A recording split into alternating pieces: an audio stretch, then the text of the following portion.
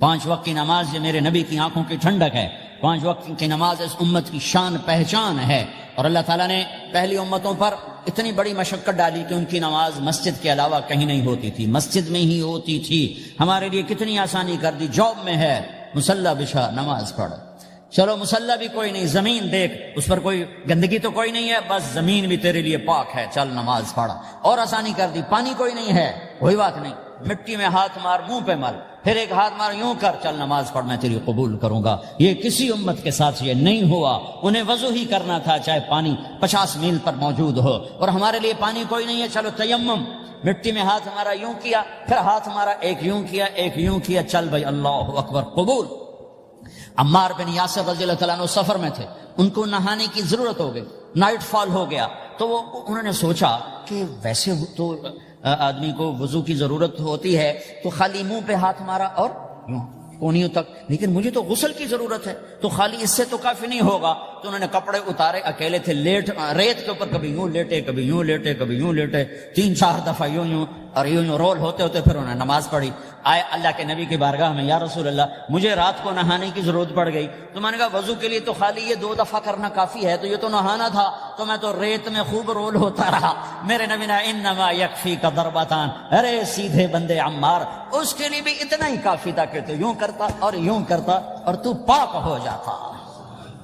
اللہ نے اس نبی کے طفیل، اس محبوب مصطفیٰ صلی اللہ علیہ وسلم کے طفیل، اللہ نے کیا کیا سہولتیں اور آسانیاں ہمیں عطا فرمائیں. پھر نماز 4 کی 2 رکعت کر دی. تم مسافر ہو 2 پڑھو. روزے میں، سفر میں روزہ معاف کر دیا، بعد میں رکھ لینا، بعد میں رکھ لینا. قضا کرنے کا حکم، بالکل چھوڑنے کا نہیں. اور کہا کہ بھائی مریض ہو چھوڑ دو، مسافر ہو چھوڑ دو، اور نماز 2 رکعت کر دو، سنتیں چھوڑ دو. ابن عمر رضی اللہ تعالیٰ عنہ بیٹھے تھے تو انہوں نے 2 رکعت پڑھ کے بیٹھ گئے. تو ان کے خادم نے کہا سنتیں نفل نہیں پڑھو گے؟ کہا اگر پڑھنا ہوتا تو 4 فرض پڑھتا میں، میرے اللہ نے معافی دے دی تو میں کیوں پڑھوں؟ میرے نبی نے سفر میں سنتیں نہیں پڑھی کبھی، اپنی امت کو سہولت دینے. فجر کی سنتیں 2 پڑھتے تھے، اس کے علاوہ سنتیں نہیں پڑھی تاکہ میری امت کو سہولت ہو، آسانی ہو. ایک دفعہ بارش ہو رہی تھی اور کوئی جگہ نہیں تھی نماز پڑھنے کے لیے، تو آپ نے اپنی اونٹنی کو آگے کیا اور اس پر بیٹھ گئے. بیٹھے تھے، پیچھے صحابہ نے اونٹنیوں پر ہی صفیں بنائی اور یہ نماز اونٹنی پہ بیٹھ کر ادا کی گئی. بارش کے اندر نماز اونٹنی کے اوپر نماز بھی ہو گئی، رکوع بھی ہو گیا، سجدہ بھی ہو گیا، سلام بھی ہو گیا. پہلی امتوں کے لیے نہیں تھا، سجدہ ہی کرنا پڑے گا. یہ اللہ کے محبوب مصطفیٰ صلی اللہ تعالی علیہ وسلم کی طفیل، میرے اللہ نے ہم پہ فضل و احسان کیا. تو میرے نبی کی زندگی میں عبادات میں نماز سب سے اعلیٰ نظر آتی ہے، سب سے نمایاں نظر آتی ہے. اور پھر بازار میں، گھر میں، دفتر میں، ماحول میں میرے نبی کے اخلاق، یہ زندگی کا دوسرا روشن پہلو ہے. میرے نبی کی ساری زندگی 2 لفظوں میں آتی ہے، عبادت اخلاق. عبادت اخلاق، یا تو اور لفظ حقوق اللہ حقوق العباد، حقوق اللہ حقوق العباد.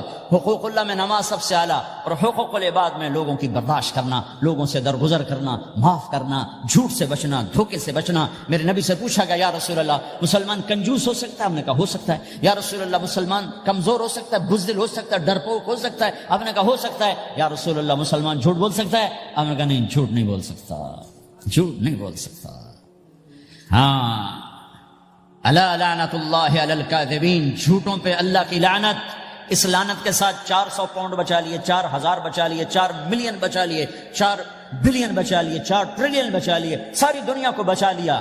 اور اوپر اللہ کی لعنت پڑی تو اللہ کی قسم گھاٹے کا سودا ہے. اور سچے ہو گئے، سچ بولا، یہ میں 100 پاؤنڈ کماتا ہوں، لے لو جو لینا ہے اس میں سے. یہ میں 1000 پاؤنڈ کماتا ہوں، لے لو جو لینا ہے. یہ میں 50,000 پاؤنڈ کماتا ہوں، لے لو جو لینا ہے. کہ مسلمان کی زبان سے جھوٹ نہیں نکلتا، سچ ہی بولتا ہے. آپ تشریف لے جا رہے ہیں، ایک آواز ہے یا رسول اللہ، آپ نے یوں دیکھا، کوئی نظر نہیں آیا. پھر آواز ہے یا رسول اللہ، تو آپ نے دیکھا کہ ہرنی ڈیئر چھوٹی وہ کھڑی ہوئی، رسی میں بندھی. تو آپ نے کہا کیا ہوا؟ کہا جی آپ کا صحابی مجھے پکڑ کے لایا ہے، میرے چھوٹے چھوٹے بچے بھوک سے رو رہے ہوں گے، آپ مجھے چھوڑ دیں، میں بچوں کو دودھ پلا کے واپس آ جاتا، مجھے پتا ہے میرے اللہ کی تقدیر میرے بارے میں کیا ہے. تو آپ نے کہا اگر تو واپس نہ آئی تو پھر؟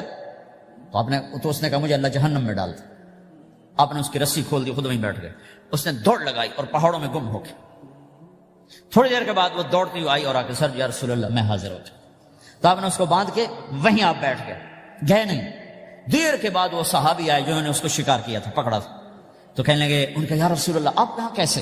کہ میں ایک درخواست لے کر آیا ہوں. کہ کیا؟ کہ یہ ہرنی مجھے ہدیہ کر دو. کہ یا رسول اللہ سب کچھ آپ کا ہے، کہنے بس یہ ہدیہ کر دو. کہ یا رسول اللہ حاضر. تو آپ نے اس کو لے کر رسی اس کی گردن سے نکالی کہ جا بچی اپنے بچوں کے پاس جا کے خوشی منا. سچ نجات دیتا ہے اور جھوٹ ہلاک کرتا ہے. ایک ہرنی جان کی بازی کھیل گئی سچ بولنے کے لیے. تم چند پونڈوں پہ جھوٹ بولتے ہو، ایمان کو برباد کر کے رکھ دیتے ہو. مسلمان جھوٹ نہیں بولتا، مسلمان دھوکہ نہیں دیتا، مسلمان کی زبان سے سخت بول نہیں نکلتا، کسی کو بے عزت نہیں کرتا، کسی کو کی بے اکرامی نہیں کرتا، کسی کا دل نہیں توڑتا، کسی کو ذلیل نہیں کرتا، خود سہتا ہے، اوروں کو خوشیاں دیتا ہے، خود دکھ سہتا ہے، اوروں کو راحت دیتا ہے، خود تکلیف سہتا ہے. یہ میرے نبی کے اخلاق ہیں، یہ میرے نبی کی زندگی ہے، اور یہ اسلام کا سب سے بڑا چیپٹر ہے اور سب سے مشکل چیپٹر ہے. جب میرے نبی نے لمبی نمازیں پڑھی تو اللہ نے روک دیا کہ میرے حبیب ما انزلنا علیک القرآن لتشقى، اتنی لمبی نماز نہ پڑھ کے تو تھک جائے. میرے نبی نے تبلیغ میں زور دکھایا تو اللہ نے روک دیا فلتذهب نفسك علیہم حسرات. میرے نبی اتنا غم نہ کر کے آپ خود ہی آہیں بھرتے بھرتے آپ مر جائیں. میرے نبی نے مال سارا خرچ کیا، اللہ نے اس سے بھی روک دیا ولا تبسطها كل البسط فتقعد ملوما محسورا. اتنا خرچ نہ کریں کہ آپ خود پھر دکھی ہو کے بیٹھ جائیں. خرچ کرنا بہت بڑا عمل، تبلیغ سب سے سارے عملوں کا سردار عمل. تبلیغ سے بڑا کوئی کام ہوتا تو اللہ نبیوں کو دیتا. اگر تبلیغ سے بڑھ کر کوئی کام ہوتا تو اللہ نبیوں کو دیتا. گشت سے بڑھ کر کوئی محنت ہوتی تو اللہ نبیوں کو دیتا. 950 سال نوح علیہ السلام گشتی کر رہے ہیں اور اللہ کی مان لو. اتنا عظیم عمل کا میرے نبی درمیانہ. نماز سب سے بڑی عبادت، میرے نبی درمیانہ کام. لیکن جب میرے نبی نے اخلاق اچھے کیے، دشمن کو معاف کرنا. لیکن ایک آدمی آپ سوئے ہوئے تھے، آپ کی تلوار لٹکی تھی، ایک آدمی آیا، اس نے آپ کی تلوار اتاری اور یوں ہماری پسلی میں. آپ اٹھ کے بیٹھ گئے. اب وہ قتل کے ارادے کے لیے آ چکا ہے اور تلوار یہاں ہے. کہتا من یمنعک منی، اب بول تمہیں کون بچائے گا؟ تو آپ نے مسکراتے ہوئے کہا اللہ. تو اس کے ہاتھ سے تلوار گر پڑی تو آپ نے اٹھا لی، آپ نے یوں سیدھی کی. اب تو بچا، تجھے کون بچائے گا؟ وہ کہنے لگا مجھے تو ہی بچائے گا. وہ تو اللہ کو جانتا نہیں تھا. کہا بابا مجھے تو ہی بچائے گا.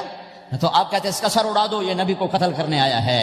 میرے نبی نے فرمایا کلمہ پڑھتے ہو؟ کہا نہیں پڑھتا. کہا جاؤ معاف کیا. یہ میرے نبی کے اخلاق ہیں. 20 سال جنہوں نے قتل کے منصوبے مکہ والے. جب آپ مکہ میں فاتحانہ داخل ہوئے، ابو سفیان سب سے زیادہ آپ کو دکھ پہنچانے والوں میں پیش تو آپ نے ابو سفیان کو عزت دی. جو ابو سفیان کے گھر میں داخل ہوگا اس کو کچھ نہیں کہا جائے گا. آپ تو ابو سفیان کو بلا کے سولی پہ لٹکاتے، اور آپ کہہ رہے ہیں جو ابو سفیان کے گھر میں جائے گا اسے کچھ نہیں کہا جائے گا، جو بیت اللہ میں ہوگا اسے کچھ نہیں کہا جائے گا. سارا مکہ سامنے. آپ یوں بیت اللہ کا دروازے پر یوں دونوں ہاتھ ایسے ٹکا کے کھڑے تھے. پھر آپ نے کہا میں کیا کروں گا اب تمہارے ساتھ؟ تو سہیل بن عمر نے کہا آپ کریم ہیں، کریم کے بیٹے ہیں. تو آپ نے کہا جاؤ میں نے معاف کیا. یہ اخلاق آج مٹ چکے ہیں. مردوں سے، عورتوں سے، علم والوں سے، خانقاہ والوں سے، تبلیغ والوں سے سب زیرو ہوئے پڑے. جب تک یہ اخلاق زندہ نہیں ہوتے اسلامی زندگی قائم نہیں ہو سکتی، اسلامی معاشرت قائم نہیں ہو سکتی. اور دین 2 چیزوں سے آگے پھیلتا ہے، ایک دعوت اور ایک اخلاق. دعوت اور اخلاق. دعوت نہیں ہوگی تو اخلاق وہیں پڑے رہ جائیں گے. اخلاق نہیں ہوں گے تو دعوت کوئی قبول نہیں کرے. میرے نبی نے کتنے معجزے دکھائے مکے میں، نہیں کلمہ پڑھا. بدر میں ان کے 70 مارے گئے، فرشتوں کو دیکھا، جبریل کے گھوڑے کی آواز سنی، کلمہ نہیں پڑھا. خندق میں شکست ہوئی، کلمہ نہیں پڑھا. پانی نکلتے دیکھا، انگلیوں سے کلمہ نہیں پڑھا. ایک بکرے کا ایک بازو پکایا، ایک بازو بکرے کا، ایک اگلا جو بازو تھا، اور 40 آدمیوں نے کھانا کھایا اور ایک بوٹی کم نہیں ہوئی. کلمہ نہیں پڑھا. لیکن جب میرے نبی نے کہا جاؤ معاف کیا تو سارے ہی کلمہ پڑھ گئے کہ واقعہ یہ اخلاق نبی کے ہو سکتے. حنین کی جنگ میں جب بھاگے لوگ، شکست ہوئی، تو ایک صحابی کا بھاگتے ہوئے پاؤں ہمارے نبی کا پاؤں پر آیا اور جوتا سخت تھا. تو آپ نے کہا اوجعتنی، اور آپ کے ہاتھ میں چھڑی تھی، آپ نے اس کو یوں ماری، اوجعتنی، ارے تو نے مجھے کتنا زیادہ درد پہنچایا، دکھ پہنچایا. وہ بیچارے پگھل کے رہ گئے اور پریشان ہو گئے. اور فرماتے ہیں سارا دن میں پریشان، ساری رات پریشان کہ اللہ کے نبی کو میں نے تکلیف پہنچائی، اب میرا کیا بنے گا. اگلا دن ہوا تو اعلان ہو رہا تھا بھائی جس کا پاؤں نبی کے پاؤں پہ آیا تھا اس کو اللہ کے نبی بلا رہے ہیں.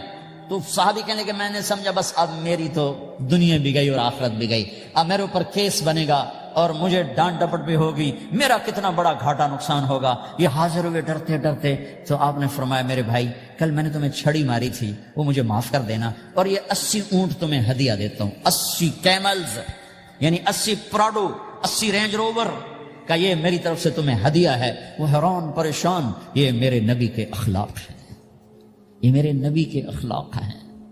کانٹے بچھانے والی نے 4 دن آنا چھوڑ دیا، بیمار ہو گئی تھی، تو آپ نے اب کیا بات ہے، ہمارے راستے میں اب کانٹے کوئی نہیں ہیں؟ کہا جی وہ بیمار پڑی ہے جو کانٹے بچھاتے تھے۔ تو آپ اس کے گھر چلے گئے، ماں جی خیریت تو ہے، آپ ٹھیک تو ہیں؟ کہا بیٹا مجھے کلمہ پڑھا دے، بس تیرے اخلاق نے مجھے فتح کر لیا ہے۔ میرے بھائیوں یہ چیپٹر بھول چکے ہیں۔ جب تک یہ چیپٹر زندہ نہیں ہوگا زندگی اسلامی نہیں بنے گی، معاشرہ اسلامی نہیں بنے گا، اور آگے قوموں کے لیے اسلام کا دروازہ نہیں کھلے گا۔ ہمیں معاف کرنا آتا ہو، ہمیں گالی دینے والے کو دعا دینا آتا ہو، غیبت کرنے والے کی تعریف آتی ہو، اور غیبت کرنے سے، غیبت سننے سے اپنے آپ کو ایسے بچاؤ جیسے زہر سے بچاتے ہو، اسے آگ سے بچاتے ہو۔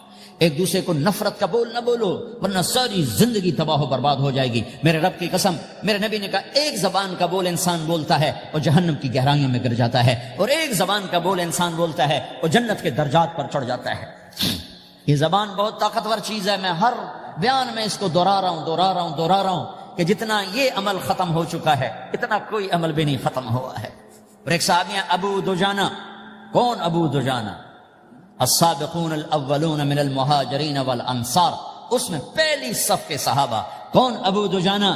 جب آپ حج پر گئے تو اپنی جگہ مدینے کا امیر ابو دجانہ کو بنایا۔ ابو دجانہ حج میں شریک نہیں ہوئے کہ آپ نے اپنی جگہ ان کو اپنا نائب بنا کے وہاں کھڑا فرمایا ابو دجانہ میری جگہ پر مدینے کا امیر ہے، یہ وہ ابو دجانہ ہیں۔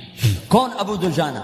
جو جنگ بدر سے لے کر آخری حج تک ہر سفر میں شریک ہیں،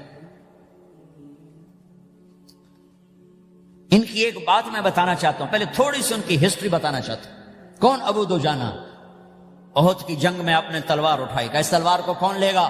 کئی صحابہ کھڑے ہو گئے، آپ نے کہا اس تلوار کا حق کون ادا کرے گا؟ سارے بیٹھ گئے، 3 آدمی کھڑے رہے، ایک زبیر بن عوام، ایک عمر بن خطاب، ایک ابو دجانہ۔ ان کا نام ہے سماک بن خرشنہ، ان کا نام ابو دجانہ سے مشہور ہے۔ تو آپ نے تلوار نہ عمر کو دی نہ زبیر کو دی، ابو دجانہ کو دے۔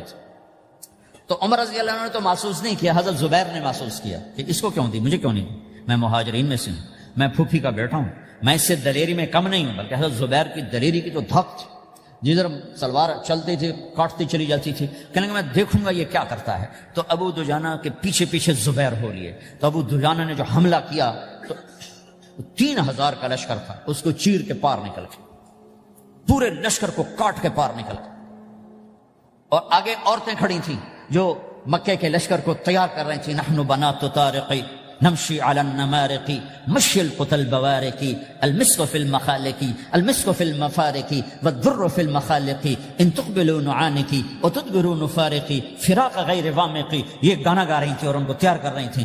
تو جب ابو دجانہ کی تلوار نظر آئی تو سب بھاگی، ہندا پکڑی گئی، تو آپ نے یوں اپنی تلوار ہندا کے سر پر رکھی، انہوں نے چیخ ماری، تلوار ہٹا لی۔ تو زبیر پیچھے کہ کیا کیا ہے؟ جنگ میں اگر کوئی عورت حصہ لے اسے مارنا جائز ہے، ویسے جائز نہیں ہے، عورت کو، بچے کو، بوڑھے کو ہاتھ لگانا جائز نہیں ہے۔ تو انہوں نے کہا تلوار کیوں نہیں چلائی؟ کہا میرے محبوب کی تلوار ہے، عورت کے خون سے رنگین کر کے اس کی شان نہیں گھٹانا چاہتا، یہ میرے نبی کی تلوار۔ پھر واپس ہوئے، پھر اٹیک کیا اور پھر مجمع کو چیر دیا۔ سامنے ایک آدمی آ رہا تھا ہاتھی کی طرح، اتنا لمبا موٹا تازہ۔ تو زبیر کہنے لگے میرے جی میں آیا کبھی اس کی ٹکر ہونا، پھر میں دیکھوں ابو دجانہ کیا چیز ہے۔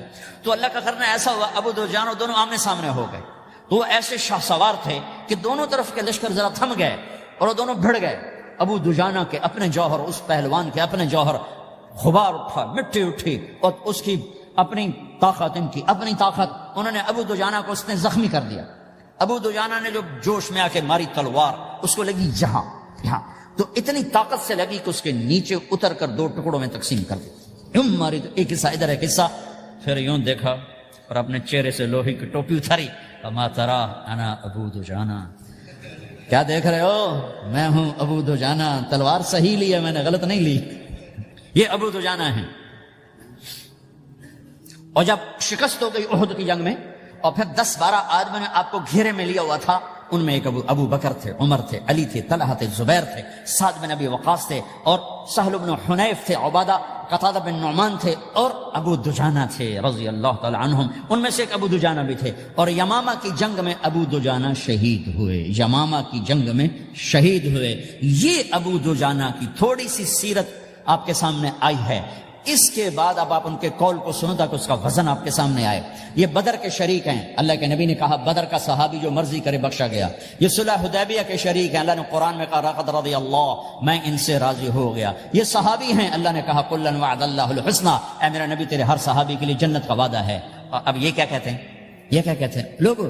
ان ارجع عملی عند، لوگو میرے پاس، ابو دجانہ میرے پاس بخشش کا سب سے بڑا عمل جانتے ہو کیا ہے؟ بدر نہیں، احد نہیں، حدیبیہ نہیں، خندق نہیں، خیبر نہیں، فتح مکہ نہیں، آخری حج نہیں۔ کیا ہے؟ کیا ہے لوگو؟ ان ارجع عملی عندی، میرے پاس آخرت میں بخشش کا سب سے بڑا عمل بس ایک ہے کہ ما آذیت احدا باللسان، میں نے اپنی زبان سے کبھی کسی کو دکھ نہیں پہنچایا۔ ولا اجد فی قلبی غلا لاحد، اور میرے دل میں کسی کے لیے بغض کوئی نہیں ہے، بس یہ میری بخشش کا عمل ہے۔ تو بھائیو، نبی کے اخلاق میں دو چیزیں لے لو، ایک زبان سے کسی کو دکھ نہ دو، ایک دل میں کسی کا بغض نہ رکھو۔ اللہ کی قسم بغیر حساب کتاب کے جنت میں جاؤ گے۔ بڑے بڑے جنید بغدادی اور بڑے بڑے معرفت والے تمہیں دیکھتے رہ جائیں گے، تمہاری رفتار اتنی تیز ہوگی کہ تمہیں وہی پکڑ سکے گا جس کا یہ دو عمل تم سے زیادہ اچھا ہوگا۔ جس روڈ پہ رش ہوتا آپ وہاں سے گاڑی ہٹا لیتے ہو، ادھر نہیں ادھر رش ہے، وہ آپ وہ سائن وغیرہ آپ کو آ جاتے ہیں کہ ادھر بلاک ہے، ادھر نہیں جانا، ادھر جانا ہے۔ تو جہاں روڈ پہ رش ہوتا ہے تو قیمتی سے قیمتی گاڑی کی رفتار بھی آہستہ ہو جاتی ہے، اور جہاں روڈ خالی ہوتا ہے تو پرانی گاڑی بھی بھاگے جا رہی ہوتی ہے۔ ہمارے یہاں پرانی گاڑی ہوتی ہے نا، پرانی بس اس کے پیچھے لکھا ہوتا ہے نہ انجن کی خوبی نہ ڈرائیور کا کمال، خدا کے سہارے چلی جا رہی ہے۔ اور جس کے پاس ایسی گاڑی ہو، نہ انجن کی خوبی نہ ڈرائیور کا کمال، تو اگر اس کو روڈ خالی مل جائے تو وہ تو مرسیڈیز والے سے پہلے پہنچے گا، رینج روور والے سے پہلے پہنچے گا، بینٹلی والے سے پہلے پہنچے گا، رولز رائس والے سے پہلے پہنچے گا، جو وہ تو پھنسی کھڑی اور اس کا روڈ ہی خالی ہے۔ تو میرے بھائیو، یہ میں ایک مثال دیتا ہوں، عبادات کی روڈ پہ بہت رش ہے، نمازی بے شمار ہیں، روزے دار بے شمار ہیں، عمرے والے بے شمار ہیں، حج والے بے شمار ہیں، اور تہجد گزار بے شمار ہیں، علماء بے شمار ہیں، حافظ بے شمار ہیں، ذکر والے بے شمار ہیں، بہت رش ہے، تبلیغ والے بے شمار ہیں، لیکن جو اخلاق والا روڈ ہے نا، یہ خالی پڑا ہے۔ اس پہ موٹر زوکی پہ چڑھ کے آ جاؤ تو سب سے آگے نکل جاؤ، سائیکل پہ چڑھ کے آ جاؤ تو سب سے آگے نکل جاؤ، کہ روڈ ہی خالی ہے، اخلاق کا روڈ خالی ہے۔